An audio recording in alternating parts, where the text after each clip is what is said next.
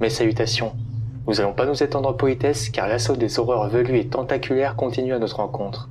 D'après mes dernières informations, la menace Pennywise a été scellée et son binôme Astor fut repoussé en dehors de nos frontières. En fonction de nos effectifs, nous regarderons si une traque sera possible. Quoi qu'il en soit, la menace d'aujourd'hui ressemble à une inspiration Lovecraftienne et probablement aussi celle de Tolkien. Il nous menace sous sa forme originelle, alors le chasseur qui partira devra rester prudent. Nous l'avions déjà évoqué dans un voyage, mais je me dois d'être plus précis en cet instant. Qui est-il? Que veut-il? De quoi est-il capable? Concentrons notre défense pour le danger nommé Merlin.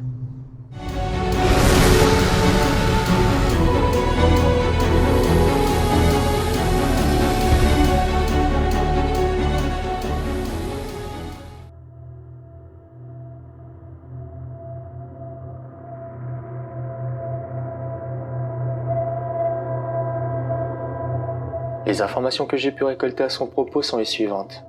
L'origine de son apparition vient du Prime. Le chaos primordial dont Gan, l'esprit de la tour sombre, furent originaires, ce dernier faisant tourner les univers depuis son nombril. Certaines de ces horreurs avaient des corps de pieuvres, de mille pattes géants ou d'immenses araignées aux dents acérées. Tous avaient des pinces et des bouches béantes remplies de dents de requin, et tous étaient affamés. Au cours de la récession du Prime, de nombreux démons échouèrent sur les rives de tous les mondes parallèles, suffoquant dans l'air. Certaines, cependant, s'adaptèrent et survécurent. Merlin était l'une des rares créatures à pouvoir s'habituer à l'environnement du milieu du monde et à survivre dans des combats cruels avec les autres grands.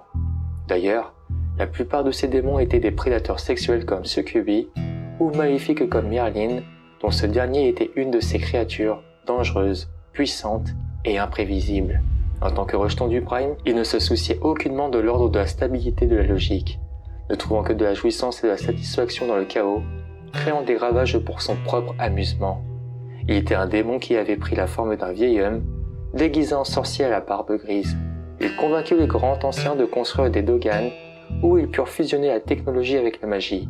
Plus tard, il réussit à convaincre la société North Central Positronique de revendiquer la propriété suprême du continuum espace-temps en remplaçant la tour sombre par l'une de leurs propres créations, ce qui finalement conduit à la chute des anciens. Étant content de la destruction qu'il avait causée, cela changea quand Arthur Held, connu dans le monde des humains comme le roi Arthur, commença à reconstruire le monde. Mécontent de cette tournure, dans sa maison souterraine au bord de la Prime, il créa sournoisement l'arc-en-ciel du sorcier avec la magie découlant du Prime, fabriquant également le miroir Kiri. D'ailleurs, Merlin était une des autres appellations du monde des humains. Et par la suite, il visita la ville du Broc-Est et convainquit les habitants d'abandonner Gan et de vénérer l'ancien Kanchar en leur sacrifiant l'un des leurs. Non satisfait de ses actions et voyant la paix se présenter jusqu'à lui, il alla aux rives de la primauté pour parler à ses frères et sœurs, qu'il convia à venir assister au couronnement d'Arthur Held. Les grandioses, qui l'accompagnèrent, se déguisèrent alors en hommes et en femmes. Ces grandioses sortirent donc de leur cachette et, au contact de l'air, leurs horribles formes de monstres, d'insectes géants et d'araignées se changèrent en une assemblée de chevaliers et de dames. La plus connue était la hideuse reine pourpre, la plus ancienne des grandioses. Elle avait le corps d'une immense araignée rouge et poilue. Néanmoins, au contact de l'air, elle devint une femme splendide. Merlin réussit à s'introduire à la cour du roi des hommes et à répandre la discorde grâce à ses sphères, mais aussi en parvenant à faire accoupler le roi et la reine pourpre, pour qu'elle puisse engendrer un enfant qui se devait prendre possession de Discordia, nommé le roi cramoisi. Il se rendit bien plus tard compte qu'il y aurait un descendant humain d'Arthur Held dans un futur lointain, qui ce dernier serait l'ultime guerrier du blanc, représentant la volonté de Gan, qui combattra le roi écarlate, anéantissant à jamais le pouvoir des êtres obscurs.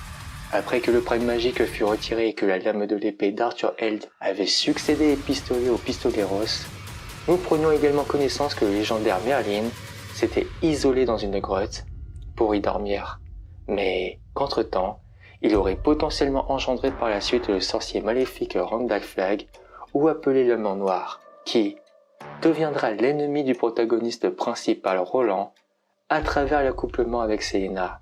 Dans les événements de la Tour Sombre, Merlin apparut en personne pour la première fois dans le cycle du roman Wayne.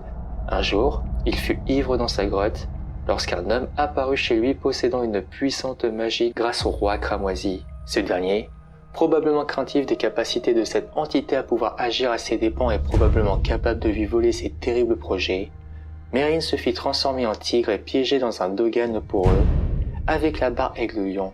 Cependant, l'homme en noir qui travaillait pour son propre compte en faisant semblant de se soumettre au roi cramoisi, avait envoyé Tim, futur pistoleros à Merlin, pour le libérer à la fois du dogan et du tigre, ce dont le roi cramoisi punira par la suite. Merlin, à ce moment, se présentait dans les bandes dessinées comme le premier rejeton maléfique du Prime, mais fut relativement sympathique dans ce passage, probablement par vengeance, avouera à Tim une information capitale, celle que le roi cramoisi était piégé dans un balcon à l'extérieur de la tour sombre, prêt à stopper la volonté supérieure du cas du dieu Gan et de la tour sombre, voulant que son champion vienne apporter l'équilibre. Ainsi donc, Merlin serait un spécimen de démon du Prime. Doué d'un grand savoir magique et technologique, il serait capable de créer des objets magiques et perfides, de recouvrir à plusieurs avatars, et dans sa forme originelle, il se veut probablement aussi hideux que sa famille, s'apparentant à des horreurs cosmiques insectoïdes et maritimes, mais, pour d'autres, en forme d'énergie, tout comme Pennywise en fonction de la conscience et de la capacité de compréhension des êtres qui peuvent observer. Et c'est ici que s'achèvent nos informations. S'il est parvenu à notre rencontre, il est certain que cela s'est fait dans sa forme originelle.